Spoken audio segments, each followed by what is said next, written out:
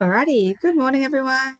Just quickly going to run through with you skills and practice for week 3, the 8th of August. I'm going to scroll up and find the overview in the channel.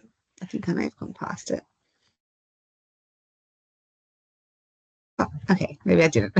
Scroll back up. Sorry, give me a second. There you are. All right, the group breakdown. I'm going to zoom in a little bit. We're going to the blue one today, week 3. Your icebreaker is that it's Homelessness Awareness Week. And as a group, take a few minutes to research homelessness in Australia. What did you discover? I've put a link here to the Wayside Chapel where you might get some interesting information, but you might also know some good sites where you can access some stats or some information about how you can raise awareness for people sleeping rough in Australia. I'm sure if you Google Homelessness Awareness Week, you'll get lots of hits on that. Um, And then for today, you're practicing ACT again, session number 2. So if you were here last week, continue your session from last week. So do a session 2, where you might be introducing a technique or a strategy in line with ACT principles. Again, take some time to prepare for your session as a group. Don't need to get stuck straight into it. You can take some time to talk through, today I'm going to try the passengers on a bus exercise. This is what I'm thinking. This is why it will work or why it'll be useful. So talk through it as a group first if you'd like to, and then get stuck into your role play. If the person who was your client last week is not here, another group member will need to step in. And that's the beauty of using a case study, is that you can just pick up where you left off. So don't feel like you need to get stuck if your partner's not here. Someone else, please just step up, step in, and get the role plays happening.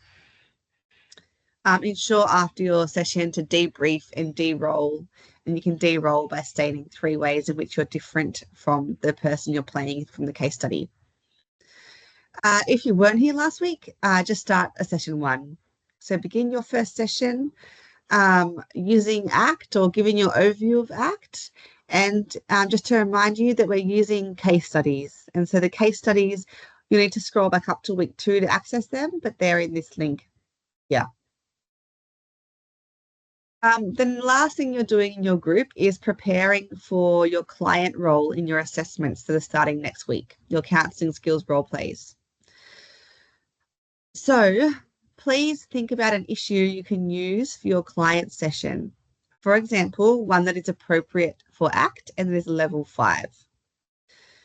If you would prefer, you can use a case study. And I actually think that's recommended just for safety reasons, for ethical reasons, and to make sure that you feel confident in what you're divulging. So please use the case studies if you'd like to, but if you prefer to use your own personal situation, that's okay. Please have a think about, is it useful for ACT? So, is it something that can be talked about using the strategies put forward by ACT? And is it a level 5? So it's not going over that threshold where it's going to be too distressing for yourself or for your role play partner. So when we're saying level 5, a reminder, it's a low-level stressful situation. Worried about things at TAFE, stressed about assessments, maybe worried about work, something that's not going to be too activating for people. And then you're going to fill out the client information form. It's in the files section, but it's also here as well. And send it to your counsellor through Teams.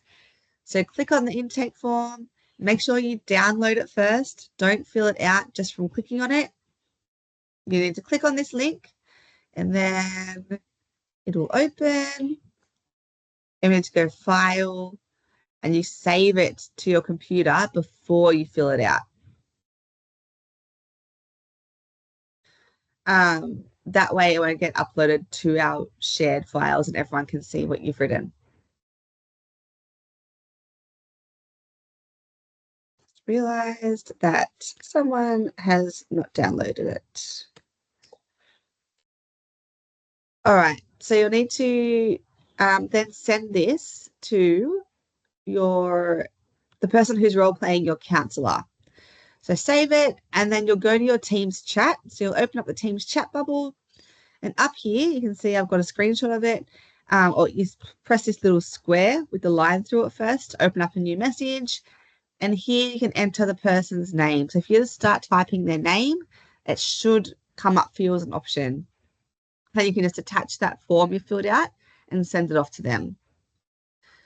If you have trouble finding your partner, please let me know and I can help you get it to them.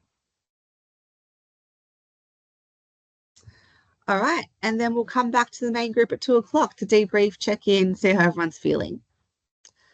Enjoy.